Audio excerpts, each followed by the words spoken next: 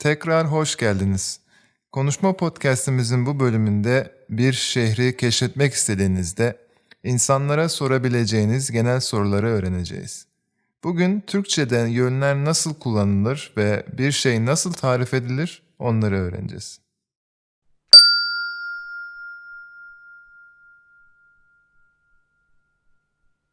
Kolay seviye diyalog. Pardon, ben Üsküdar'a gitmek istiyorum. Buradan nasıl gidebilirim? Otobüs veya metro ile gidebilirsiniz. Metro istasyonu nerede acaba? Tarif edebilir misiniz? İlk önce bu yoldan düz devam edin. İlk ışıklardan sağa dönün. Tamam. Daha sonra ne yapmam gerekiyor? Daha sonra karşınıza bir okul çıkacak. Okulu geçtikten sonra metro istasyonu çıkıyor. Çok teşekkür ederim. Üsküdar metro istasyonuna kaç durak sonra varıyorum? 3 durak sonra Üsküdar istasyonuna geleceksiniz.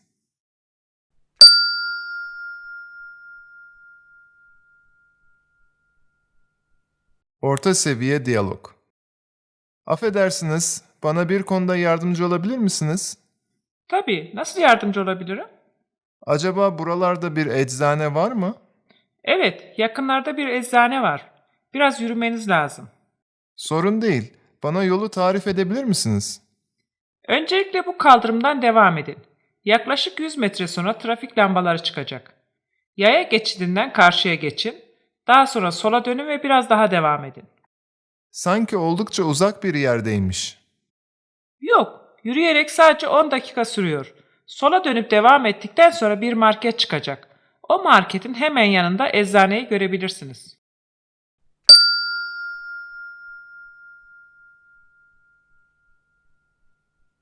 Zor seviye diyalog.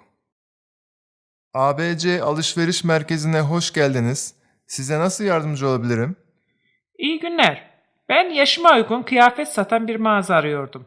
Hangi mağazayı önerirsiniz? İsterseniz şu 3 mağazaya göz atabilirsiniz. Yerlerini tarif etmemi ister misiniz? Şu mağazanın yerini tarif edebilir misiniz? Bu alışveriş merkezi oldukça büyük. Kaybolabilirim. Bu danışma merkezinin tam arkasında bir yürüyen merdiven var. Merdivenlerden ikinci kata çıkacaksınız. Daha sonra yukarı çıktıktan hemen sonra sağa dönüp arkanıza dönün. O istikamette devam edin. Sanırım ikinci katta daha çok elektronik ürünleri satan mağazalar var. Evet, koridorun sonuna kadar yürüdükten sonra karşınıza tekrar bir yürüyen merdiven çıkacak. Merdivenlerden bir kez daha yukarı çıkın. Direkt arkanızdaki merdivenden 3 kat çıksam olmaz mıydı? Oradan çıkarsanız yürümeniz gereken mesafe biraz daha uzun olacak. Alışveriş merkezinin tasarımı biraz değişik olduğu için size en kısa yolu tarif ediyorum. Anlıyorum. Tamam. Lütfen devam edin.